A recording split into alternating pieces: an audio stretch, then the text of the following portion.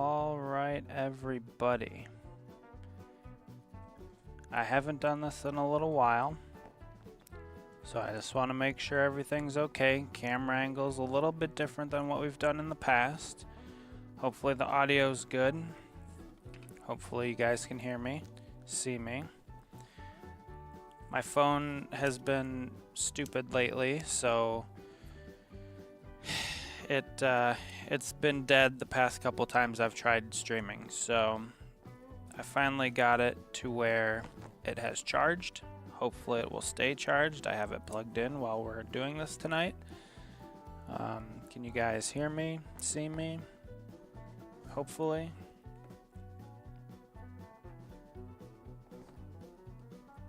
Looks good and sounds good. All right, that is what I've been looking for. All right, so hope everybody's doing well.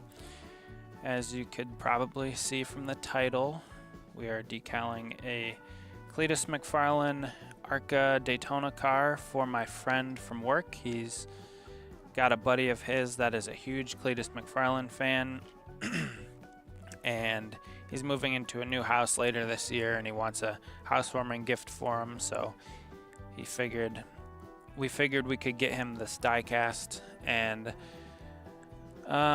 it's a custom diecast made with well, here's what it is. The Daytona Kinetic car, made with CS decals from Print It decals. Looks good, sounds good. Let's roll. All right, that's what we're here to do. So, a little bit of background on this car. I don't want to really go too long tonight, but a little bit of background information on this car is I had already made one, or I had already kind of started working on one, I should say, and my intention was always to make two of them. So right off the bat, haven't seen you.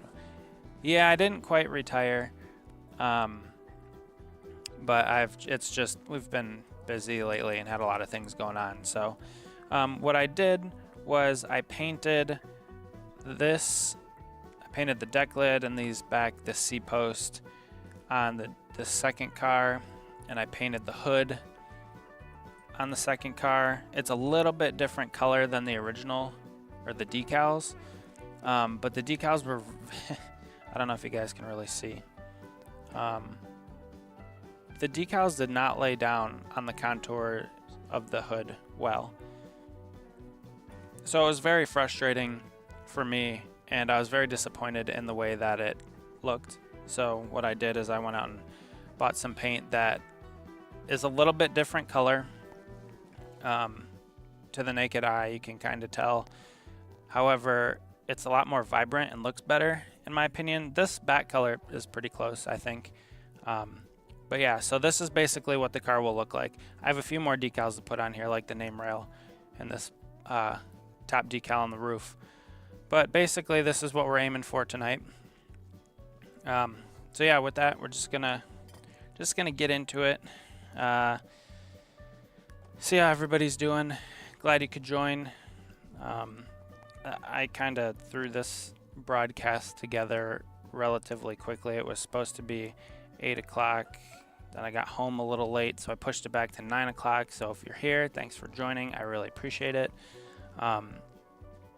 We were supposed to go live last week, and I forgot. Well, actually, my phone had died, so if you're just joining, that's why I haven't been live. I have been trying to mess with my phone to get it to charge, the phone that I stream with. So I haven't had time to cut out all the decals, so we're going to do that tonight as well. I think I'm only going to go for about an hour. I don't really plan on streaming too long. We'll probably split this one up into 2 streams, because what I'm likely going to do is put this roof decal on separate. So as you can see on this car, there's a little bit of a fade from the back to the front of the roof, and that's captured in the decal. Here, I'll pull the decal over. So you can see the fade from the back to the front, and I wasn't going to try and paint that. I have done fades before, but the decal laid down on the roof relatively easily. Didn't really run into too many issues when I did this first car with something like that. So I plan on just using the decal for that as well. And I am going to do that off camera because I need to use the heat gun. And I've said before in previous broadcasts, it's just nobody wants to hear that. Well, I mean, nobody really wants to hear me talking the whole time either. At least I don't. I don't like hearing myself talk. But yeah, the heat gun is just loud and obnoxious, so I wouldn't want to do that on a live stream. You know, interacting with you guys. So I'll do that off camera, and then we'll probably come back and finish up the rest of the car. I'm trying to think when I'm going to have the best time to stream next is going to be, because this week is 4th of July week. So I'm off on both Thursday and Friday. So I don't know if I'll be streaming one of those 2 days, or if we're going to be spending time with family. We haven't really figured all that out yet for the end of this week. So I'll get it figured out, and we'll do a second stream to get this car finished up. But if you're new here and don't fully know the process, this is just some decal setting solution that softens the decals up and helps them contour to the body of the car. So this big side decal has to go over a couple different ridges on the body. So what we want to do is be very careful with that when we slide the backing off underneath it. And I will say the colors are pretty close. It's I don't want to say it's impossible, but it's very, very difficult to match a decal to real paint. I've been working on these cars since about 2011 is when I really started working on the 164s, and matching paint to decal, it's always a nightmare. It's never easy, and again, if you're new here, being colorblind doesn't help me, so I'm always having people help me out with the color selections for the decals or for the paint that I'm getting. So in this instance, I think we're pretty close. But yeah, and like I said before, I'm trying a new camera setup. So normally I have an arm coming from that side, the left side of view, holding the camera above. Now it's coming from the right side, and it's a little bit of a different angle. So I don't think I like it right off the bat, because the arm is like right here, right off screen. And so there's probably, I think I've already hit it a couple times tonight, but there's probably going to be more instances where I end up hitting that arm. And so the camera might shake a little bit if you guys notice that. Bear with me. Again, like I said, just trying to figure out this whole streaming thing. I don't know. I'd be working on this stuff anyway. So figured I'd share the process a little bit with everybody out there. It's a fun little hobby.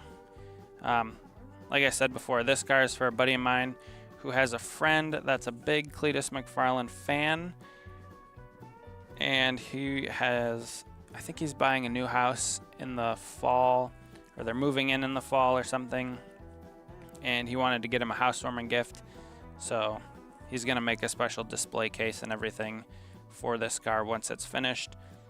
But yeah, that's the story behind this one. I'll be honest, I didn't really watch any Cleetus videos prior to him joining ARCA. I may have probably seen one or two over the years. Something popped into my feed back in the day, I guess. It's a possibility. I don't really know. Can't really remember. But I've seen a few of his videos recently.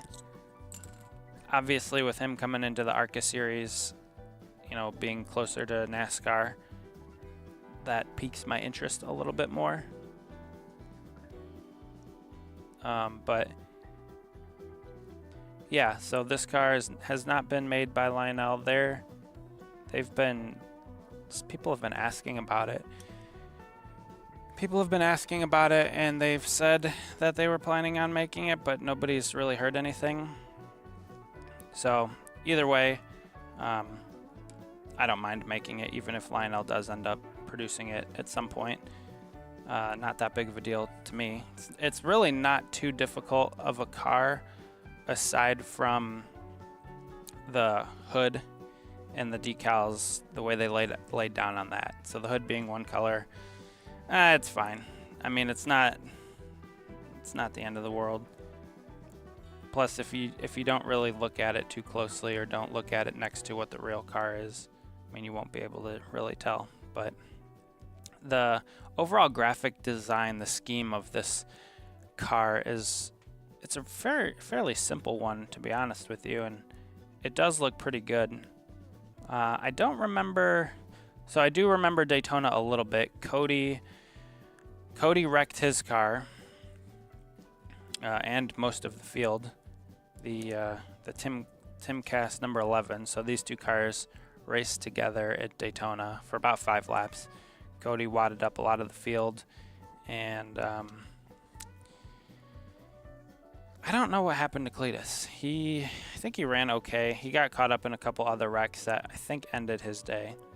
But he then came back, ran another race, I want to say at Charlotte, and spun the tires on a restart, crashed the field there. It happens. It's not the first time it's happened to a driver, and won't be the last. No restrictor plates at Charlotte, so that's what got him. He tried to mat it on a restart and spun the rear tires and took a decent number of cars out with him there.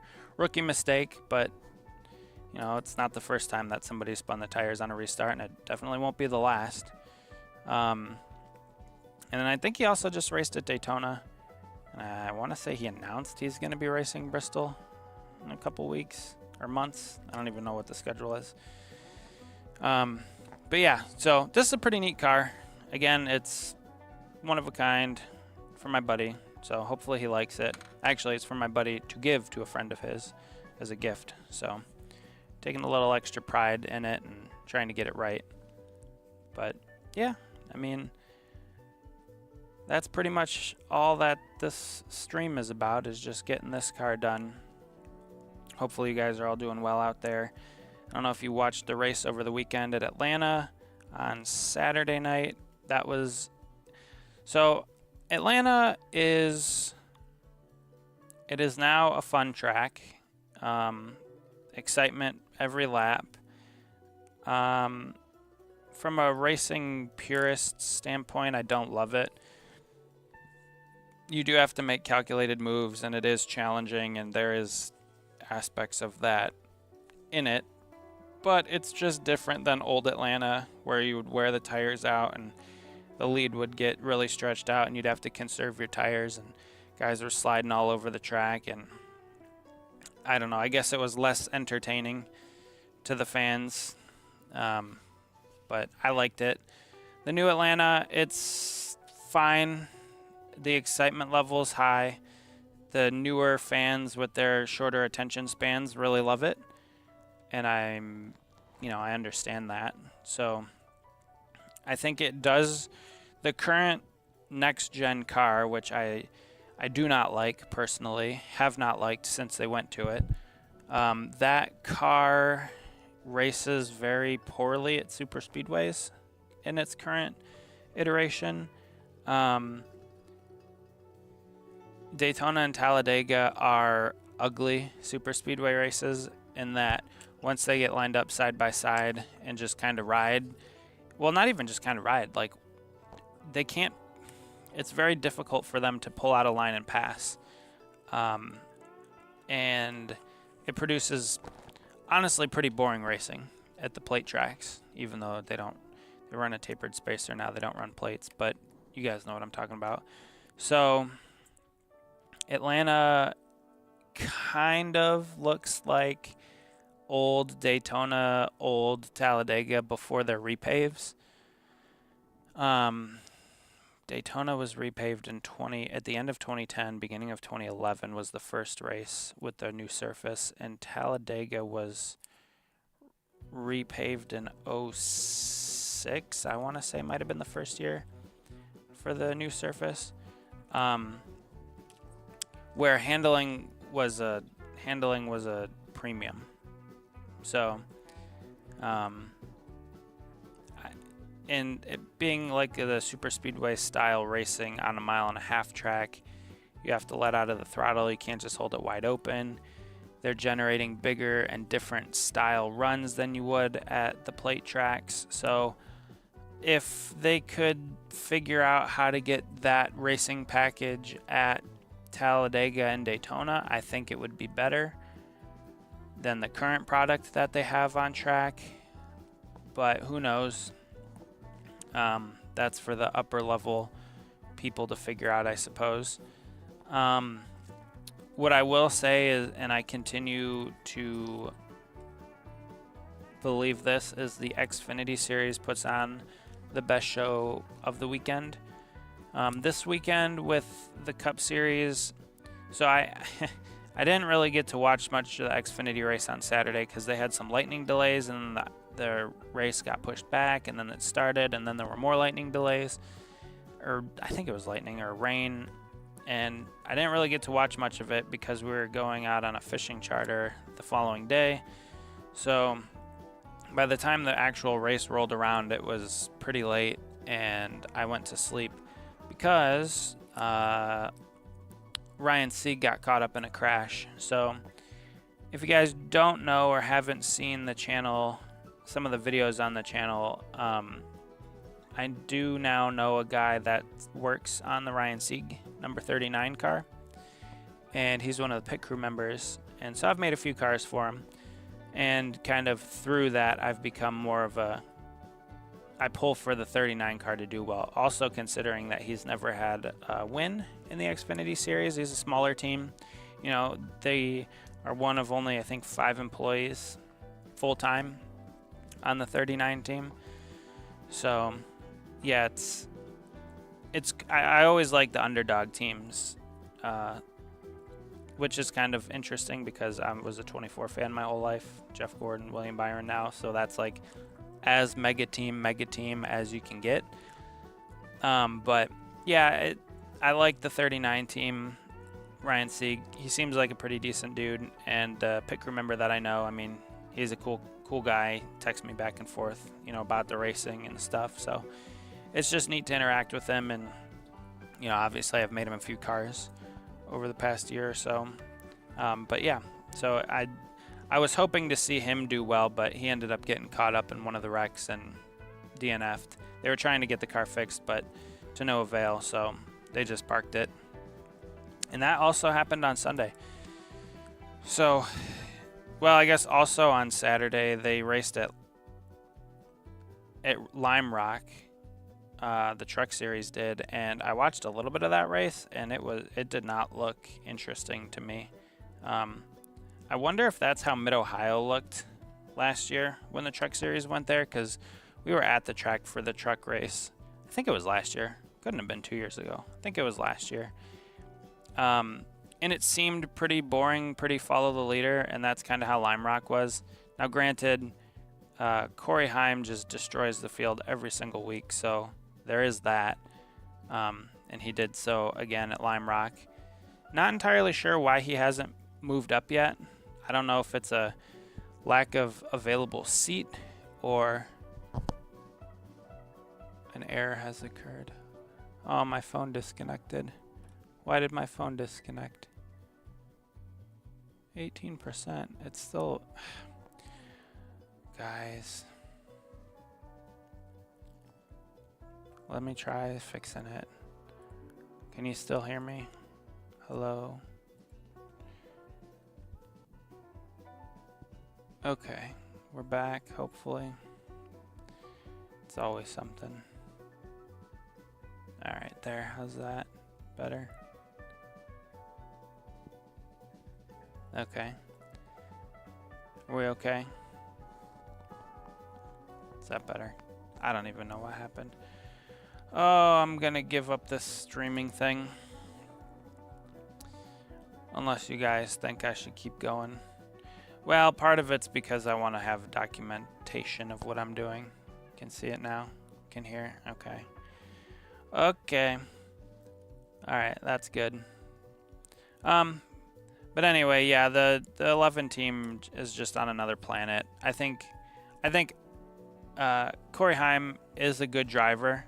I do not want to take anything away from him, but I also think like something with that 11 team, like they could probably stick anybody in that truck and they would probably outrun the field. So yeah, but I definitely think Heim should probably be moving up. I don't know whose seat he takes or if there's an open seat coming up. The Toyota drivers that are currently in the Cup Series, because honestly, Corey Heim could probably go straight to the Cup Series. I mean, Briscoe just won Pocono for Gibbs. I don't think... Are you kidding me? Did the camera die again? No? It still says it's there. We might just have to end this stream early.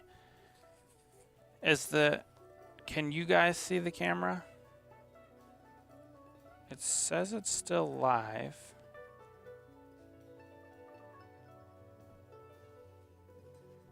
No, of course not. Alright, this is a disaster. Maybe this is why I don't stream. Oh, and I just ripped the decal. Oh, it's off the rails. We're off the rails, everybody. Alright, let me fix the decals first. Then I'll fix the stream.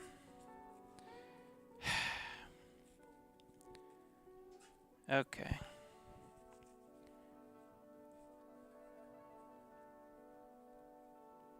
Alright, so the decals are fixed. And so you guys can see.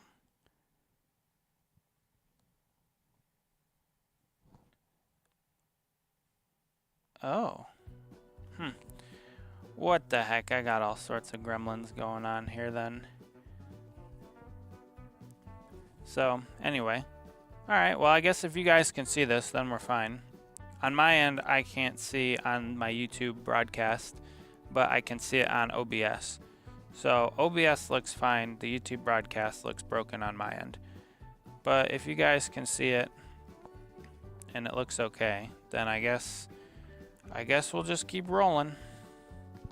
So, anyway, yeah, so the 39, or the 11 team in the truck series, you could probably put anybody in that truck and they would do well. Maybe not win everything like Heim would, but probably run top 5 every race.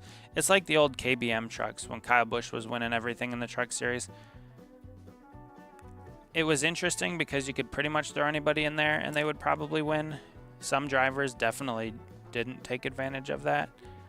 But anyway, yeah, so as far as the Toyota pipeline of drivers go, I mean, Legacy has Eric Jones and John Hunter Nemechek, and honestly, both of them have started to run a little bit better. Briscoe with Gibbs has just won Pocono, so he's probably not going anywhere. I can't imagine he would anyway. Hamster for Gibbs also, I mean, I personally don't like him at all, but I don't think he's going anywhere. He probably won't retire within the next couple years. So, I mean, I guess I can't say that because I have no knowledge of what he's going to do, but I can't see that happening. The only thing I could see happening with Hamster is him going to race for his own team at 2311, but I don't know. Christopher Bell, he's dropped off significantly since the start of the season, but I mean, he's not going to go anywhere at Gibbs.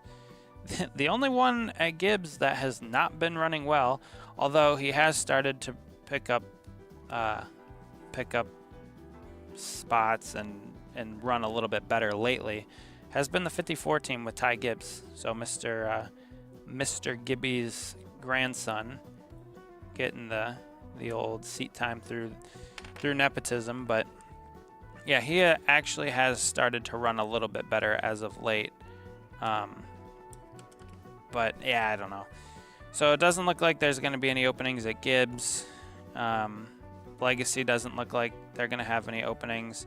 And the only one left, I think that's the Toyota team, is 2311. And honestly, Reddick's been running decent. He kind of always has run pretty well for that team. Riley Herbst is full-time, I think. He's probably the only one that would go, but he's got that monster sponsorship money. So I don't know. I don't know what the situation is with that. Would they want that driver to leave with the money and the sponsorship? Probably not. But if you're going to bring in a driver that's going to win everything, I mean, or be up front more often, then maybe. But I don't know. And then Bubba Wallace, I mean, I don't know about that guy. He seems to run well. He has been running pretty good lately. He's had a lot of bad luck with some incidents, not of his own doing necessarily. But it just seems like every time they get some momentum, something happens. Whether it's of their own doing or getting caught up in somebody else's wreck. So I don't really know.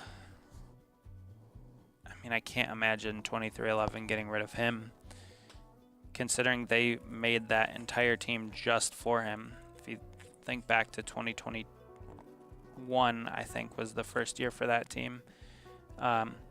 It was a single car operation just with him. So I can't see them getting rid of him despite his lack of performance overall. I mean, considering I think he has two wins with them. The one was in the rain-shortened race at Talladega, I think in 2022 or 21 maybe, and the other one was Kansas. I think he was driving the 45 car, and I think that was it. I'm trying to remember if he's won another race since then. I know Reddick has. Reddick's won a couple races. Reddick won at Michigan last year when we were there. Well, we were there, and then it rained, and we left, and then he won the next day. So, yeah, I just don't know where Corey Heim fits into the equation for the Toyota pipeline. It'll be interesting to see, I suppose. Not that I care too much about Toyota, but they'll figure it out. They'll figure it out one way or the other. But I've also heard a few interesting things that, like, Connor Zilich is going to take Daniel Suarez's spot for Trackhouse. He's been running pretty well in the starts that he's been getting in the Cup Series. I think he's up to 3 or 4 starts. Dude's only 18, I think. So, yeah, it might be a few years before he comes into the Cup Series, but apparently the cars are so different nowadays that driving in the Xfinity Series doesn't really prepare you for the Cup Series anymore. I mean, they've always kind of been a little bit different, but now they're so drastically different. But yeah, I mean, I don't know. This weekend is the Chicago Street Course. I don't know if I'm gonna watch it or not. I don't really care too much for it. I'm relatively indifferent, I suppose. So, interesting thing about this decal is it's not quite wide enough to fit the diecast, as you can clearly see here. The cutout in the nose, in the molded part of it, the diecast portion, is a little wider than what the decal is. So I don't really want to stretch the decal out too much, but it kind of helps if you start at one end and kind of push it down the other end, with the decal being softened up by the what's it called? Well, I guess decal setting solution. You can move it a little bit. You just don't want to pull it too much, because then it'll stretch out the, in this instance, the horse on here. So, oh, that's cool. Apparently I got to be really careful putting the decal setting solution on the paint. Huh, how about that? So I'll have to do a little touch up right there. Nick to the paint a little bit. Nothing too big of a deal. I can fix that really simply. But now the decal's centered. It looks a lot better. So yeah. Hopefully you guys have been following the channel. We've got some videos out lately. The D'Agostini model has been coming together okay. I really hate all the editing. I know I said I was going to make it into a series, and I will continue to do that. Do not fear. I don't plan on stopping that anytime soon. It's just that process is a very long one to get it filmed, to get it edited and everything. So it takes me a long time to do that. And I'll be honest, that's a little discouraging to only be getting 30 something views on some of the videos for that one in particular. For my collection cars, it doesn't really matter to me if I get 1,000 views or 10 views. Like, those are just for me to document my collection. But the D'Agostini one, I was hoping more people would be interested in. I do think I'm going to change up my style a little bit when making those videos. So I have 4B done, edited. I just need to do all the voice recording for it, and then I'll be working on part 5 pretty soon. I'm thinking this weekend I'm going to try and film it, or maybe this week. Since I'm off Thursday, maybe I'll try filming it like Wednesday night or something. But yeah, I'd like to spend less time editing those, considering that they don't get that many views. I mean, they still get a decent amount of views, but it's not anything earth-shattering, I suppose. But I guess that's just how this channel goes. It's fine. If one person likes it, then I'll keep doing it.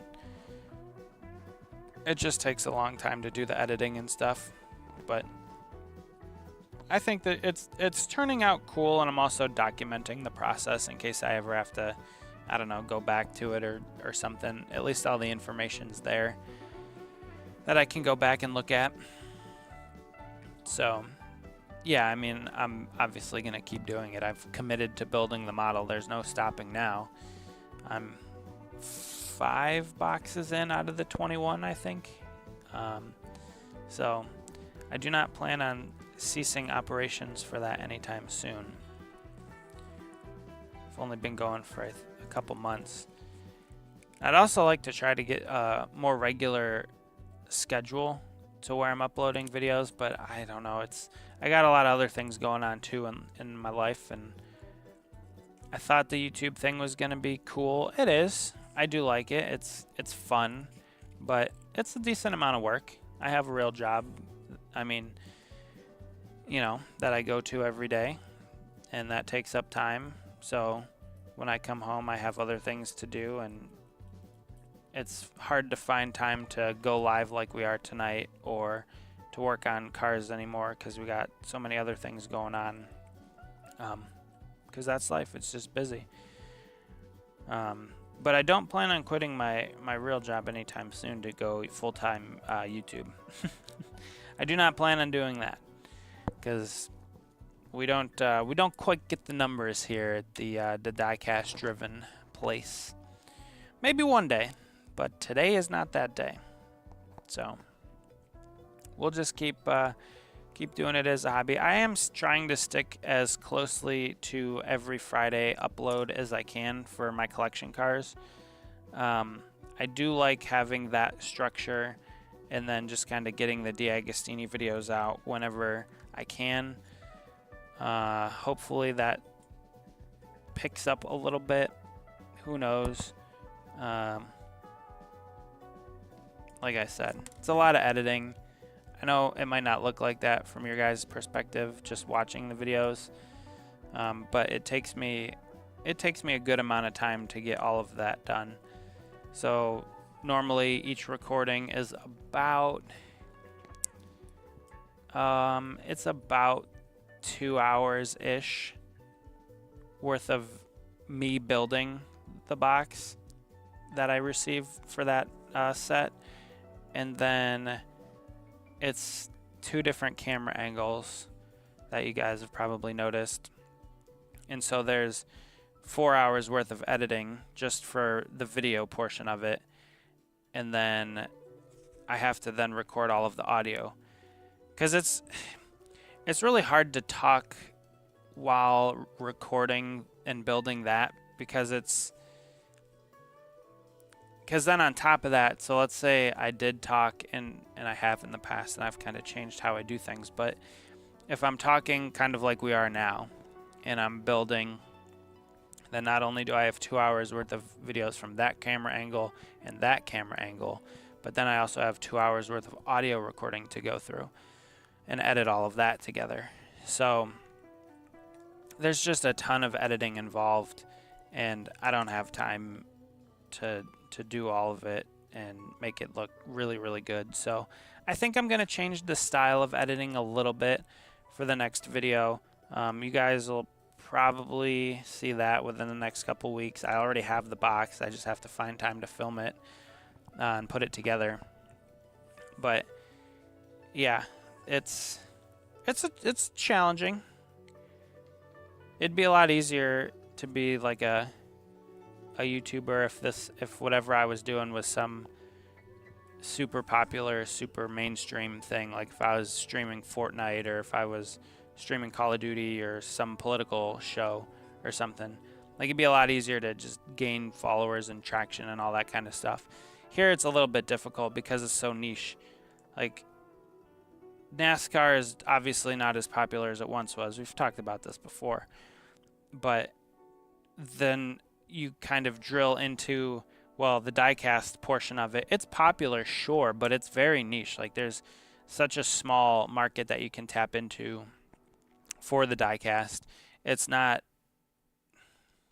I don't want to say it's not popular, but it's definitely not as popular as it once was, pre kind of YouTube days, I would say, or YouTube as a main platform kind of day.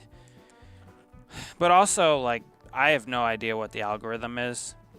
I've given up trying to figure out like thumbnails and buzzwords and all that kind of stuff. Like, it's, in my opinion, it's not worth it to worry about all that kind of stuff, and not really even worth it to worry about numbers. You know, who's watching, how many people are watching, how many likes I'm getting. It can get discouraging. But I'm just going to keep trucking. You know, I'm just going to keep doing what I do, putting decals on cars and making cars for people to bring a little bit of joy to their life, and then along the way document my collection and then document the D'Agostini model build. So again, that's probably, I don't know what my favorite thing on the channel is. Probably that, just not the editing part of it, because it is really cool. I mean, I'm sitting here, the engine is right over there that we've been building, and I have a few more pieces for that I got in the box over that way. And yeah, it's been a fun little project. I'm glad I did it, or I'm glad I'm working on it actively, because in the end it will be really, really cool once it's all complete. But yeah, for the time being, the amount of editing that it requires is, it's more than I thought. Now maybe as I get better at editing and stuff, it'll get easier. Like I said, I'm gonna change up the style of the video a little bit, where right now I have a lot of sped up portions in it where I'm putting the screws into the model and all that. I think what I'm gonna do going forward is gonna be a little bit different after this next video comes out, because I'm already done editing it. But once that one's done, you guys will have to let me know in the comments of that video how you like it. And again, like I said, I've only been doing this YouTube thing for a year, and I just got DaVinci like a couple months ago. So I haven't really been, I've been learning editing and techniques and different things like that. So the live stream is the easiest part because there's no editing. It's just raw footage and conversation. So live streaming is way easier, I would think, or I would say, than making the videos and doing all the editing. But I wouldn't even say I'm that good at the live stream thing. So we're working on it. Again, this is kind of more just a hangout where we're chatting and working on decals for the last, how long have we been live here? Where's the number? 42 minutes or so. So yeah, I mean, this is, I don't know, it's fun. Hopefully you guys are enjoying it. I'm enjoying it somewhat. It is a good time. I kind of, it's funny, now that I'm doing this more frequently and kind of live streaming and filming all of my cars and all of this stuff, I wish I would have done this years ago.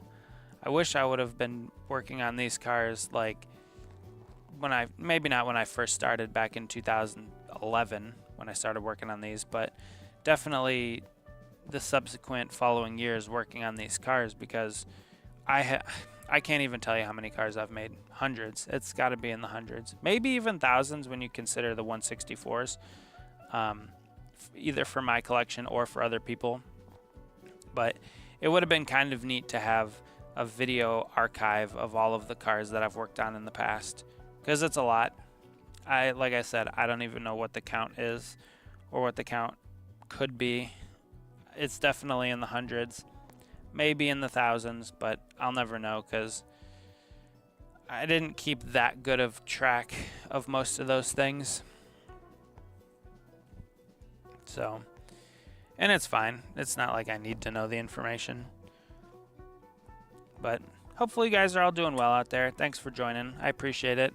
If you're new and somehow found this hangout decaling of Cleetus's car, hit the like button if you want, subscribe if you're interested. This is what we do on the live streams. It's nothing too exciting, but we're turning a blank car into something cool. I'll probably only be going for another half hour-ish, 20 minutes, half hour. But we'll come back and get this one wrapped up and do the rest of it on another stream. But yeah, it's been quite a few days since we live streamed last. I'm trying to think what the last time was. But yeah, trying to think what else to talk about. We will be going to Watkins Glen here in a couple weeks for the Cup Series race and potentially the Xfinity race. I think the Truck Series might be there as well. And if that's the case, I'm going to possibly go get Cody to get me in. I do have to start working on his 164s. So I don't think I'm going to live stream those considering the difficulty factor with them. So just real quick, this is what the car is. This is what the car starts as. So just a black painted car, and it will become the Fade Timcast number 11. And so it's a full wrap. I designed the decals for him. Cody got me the graphics from the team. I did all the decal work to get them to fit to these diecast bodies, and I think I got them pretty well. It's just, again, for these cars, you have to use the heat gun. You have to get them to contour to the body nicely. You got to put the decal setting solution on them. So it's just a matter of having a lot of patience, but also utilizing the tools. So again, like we talked about before, I don't think I want to be live while using the heat gun, because nobody really wants to hear that in their ears. So I think what we'll probably do is do those off stream, and maybe I'll turn them all into a video. I could record them or record me doing that and then turn them into a video or something. I don't know. I'm not quite the YouTuber. I don't have that mind yet where I have to like video everything. Maybe I got to start thinking that way, but I'm not quite there yet with my how my mind works from a influencer standpoint, quote unquote. So either way, it's cool. It's fun, I guess. It's a good hobby. Keeps me out of trouble. Keeps me out of trouble. So what I'm thinking is we'll probably do the rest of these and call it, and I'll do we'll do these in the next one and get it finished up, because I'm getting tired. Still haven't fully recovered from our fishing charter over the weekend. Went to bed late again last night because the U.S. men's national team played in the Gold Cup. They played Costa Rica. That was a fun match. Actually, both matches yesterday were fun. So Costa Rica played the U.S. in the later match, and Canada played Guatemala in the earlier match. Both of them were kind of, I don't want to say knock down, drag them out fights, but both matches were pretty intense. And of course, Canada getting bounced by Guatemala, so that was unexpected. The refereeing in that game was not very good. The refereeing in the U.S. game was a little bit better. Still a few questionable decisions, but in the first game, Canada was awarded a penalty kick that they should not have been awarded. And yeah, USA. Honestly, the U.S. played pretty well. Max Arfston made that pretty bad mistake, giving away that penalty early. But other than that, they played pretty well. They just they let their foot off the gas for like 5 minutes, and that allowed Costa Rica to come back. Going into penalties, though, that was a lot of fun. I mean, I don't particularly love penalties. I don't particularly love going straight to penalties as opposed to having extra time added on. But the new thing that they've been doing, I don't know if it's just CONCACAF, or I feel like it is, where they just go straight to penalties instead of having extra time for their tournaments. Why I don't know. But yeah, so both games ended up going to penalties yesterday, and Canada lost to Guatemala, and the U.S. ended up beating Costa Rica. And I think the U.S. was 6 penalties and Canada was 7. So very interesting matches, both of those. U.S. moved on to play. Who are they playing? The U.S. they won, so they're going to play Guatemala. And Canada, the other games, Mexico beat Honduras, I think, and Panama lost to Honduras. I don't know, but Panama lost in a penalty shootout as well. Mexico was the only team to win in normal time. And the only reason I care any for Mexico is Edson Alvarez, the center defensive midfielder. Actually, he played center back in that game. He plays for West Ham United, my team. The Clare and Blue, who are currently, who knows what they're doing in the transfer window this summer.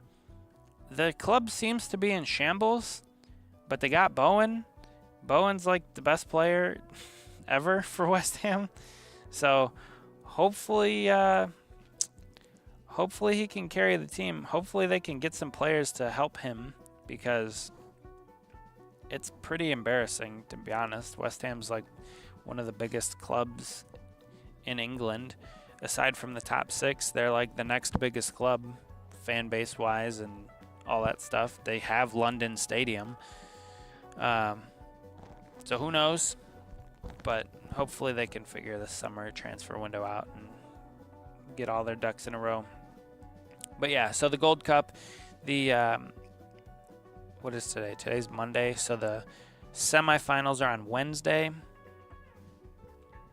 And if the U.S. wins that and Mexico wins their semifinal, then they will both play on Sunday in the Gold Cup final, which would be a pretty fun game. Oh, also, I'm going to IndyCar race on Sunday. So Mid-Ohio Sports Car Course is about an hour-ish from my house. And I've been watching a little bit of IndyCar lately, kind of cheating on NASCAR, if you want to call it that, because NASCAR, I'm kind of over it, but it's hard to get away from. It's like that, it's like a bad relationship that you're in, that it's bad and it's toxic, but you've been together for so long, you just can't get away from it. That's NASCAR for me. Like I've been a NASCAR fan since 2004. And I really hate to see it struggle and hate to see just kind of the trajectory it's currently on, which is it's kind of plateaued. It's not really gaining. I don't think they're really losing a whole lot.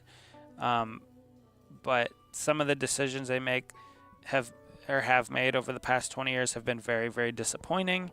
And I hate being so negative all the time. And again, that's like one of those toxic relationships where you're just like, you're constantly negative, but you've been involved with it for so long that it's hard to give up.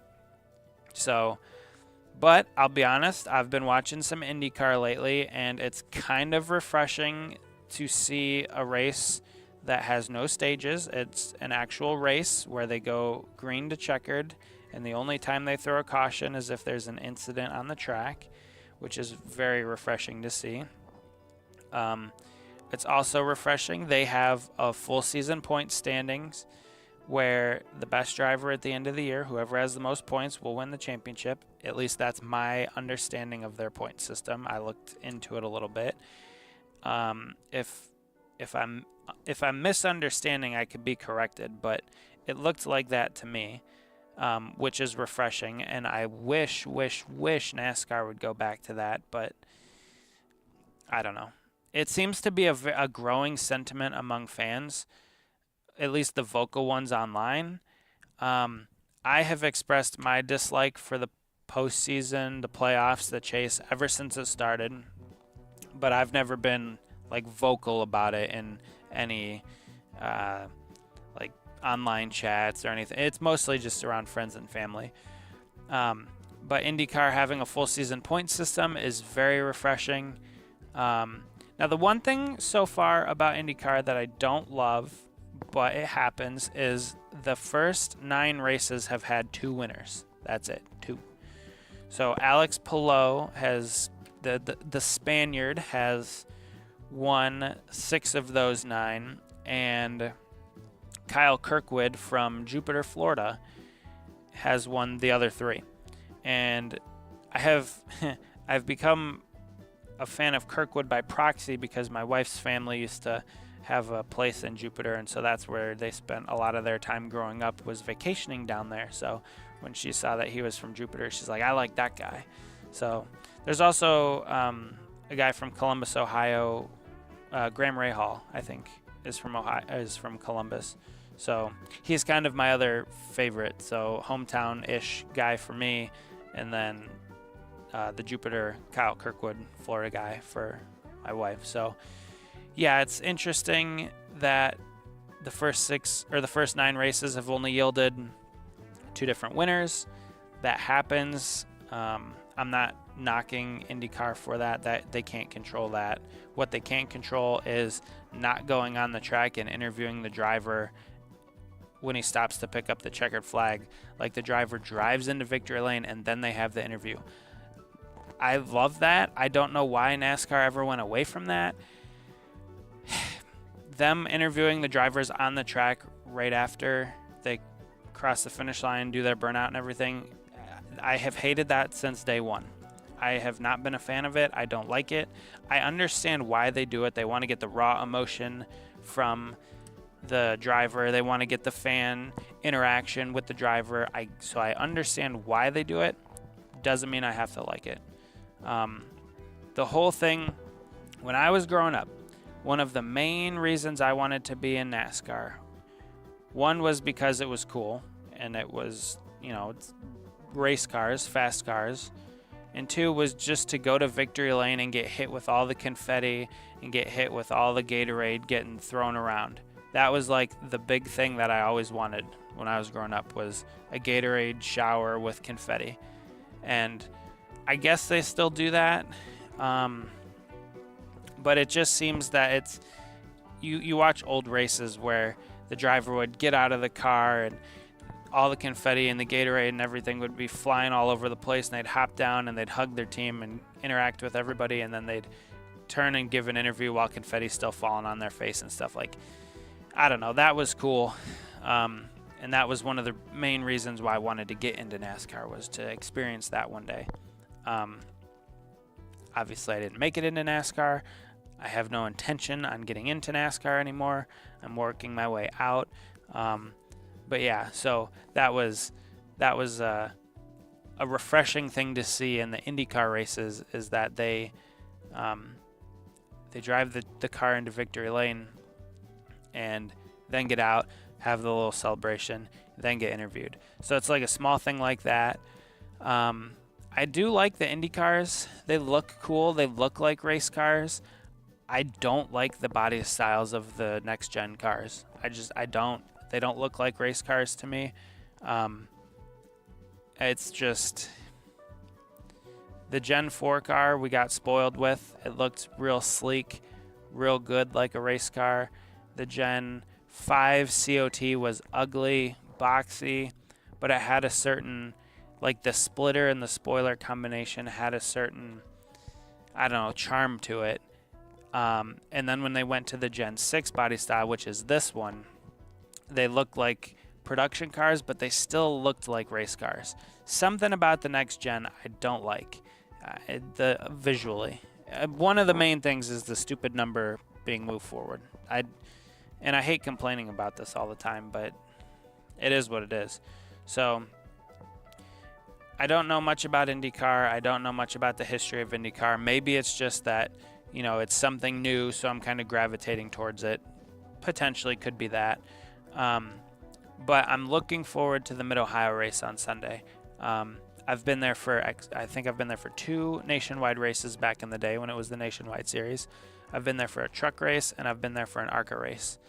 And each time I went, I had fun. So it'll be cool to experience non-stock car racing at Mid-Ohio. And I'm very interested to see kind of what the clientele is like and how it's different from a NASCAR race, because we all kind of have that perception of NASCAR fans being kind of redneck, hillbilly, sort of, and it is to an extent. I mean, I've been to plenty of races. I've absolutely seen it. I'm guessing the Indy clientele will be a little bit more uppity, a little bit more, I don't know, highbrow. But we'll see. I don't know. I've never been to a race, so I'm very interested to see how that goes. Mid-Ohio, like I said, close to home, about an hour away, so we don't have to go far, and it should be fun. I might try and get a 1/18 scale diecast if they have them there. I'm going to see.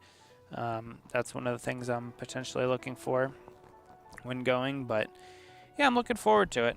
Maybe it's just the newness factor. Maybe, I've just had enough of NASCAR and I'm ready to move on from something else, because I really hate being frustrated every week. Just turning on a race and being annoyed with the small things and also some of the big things too. Because that's one of my main sticking points as a Gordon fan. If they never changed the point system, yeah, okay, you can make the argument they race different, blah, blah, blah, all that kind of stuff. Strategy is different. Gordon wins 7 championships. and he's right there in the conversations with Earnhardt and Petty as the greatest drivers to ever race in NASCAR, which, I mean, he is already, but to have 7 championships with Petty and Earnhardt, I mean, I don't know, it would just solidify that a little bit more, or a lot more. So that's always been something that's kind of bothered me.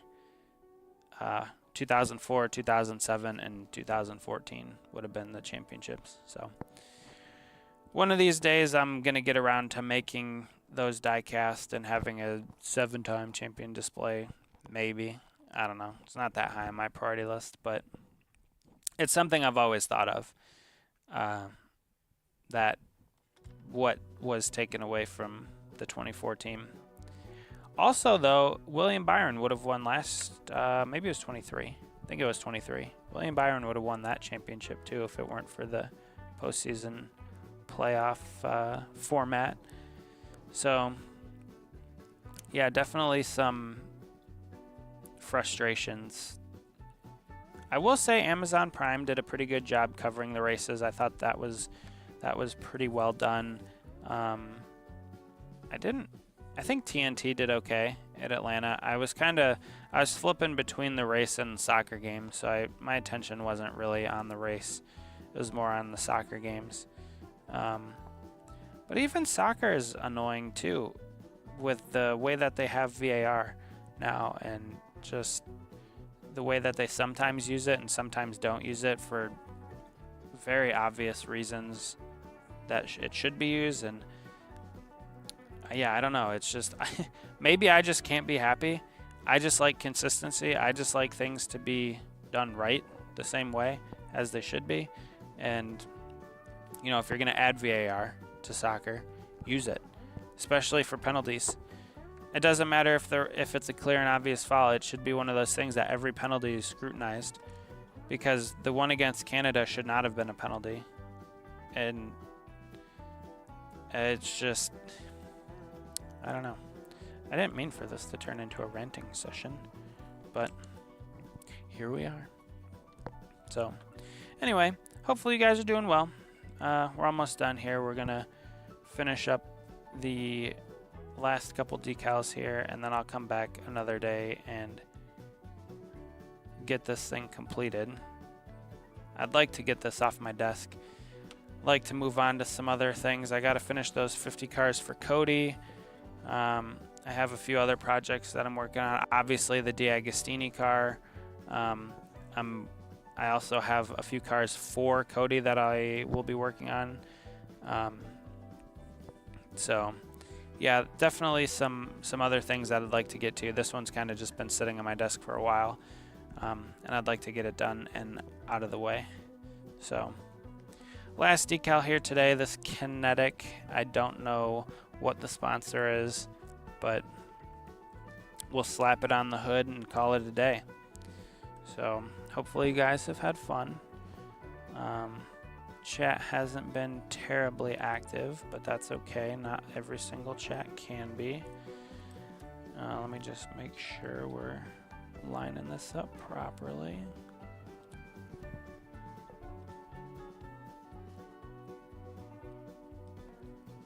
Oh man, I forgot I put floor wax on here to seal it in. That was a bad idea.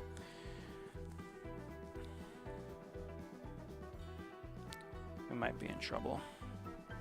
Might have to do this off camera and fix it.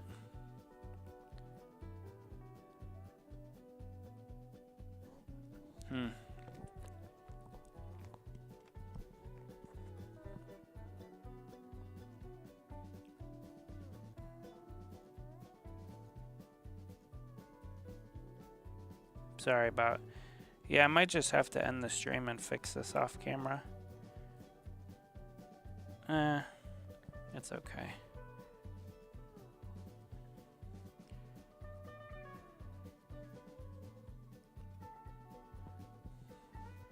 We've just been watching and learning, not much. Very interesting. Well, I appreciate you being here. Like I said, I didn't intend on it to be a ranting session about NASCAR and the stuff that it entails, but sometimes it just turns into that, you know?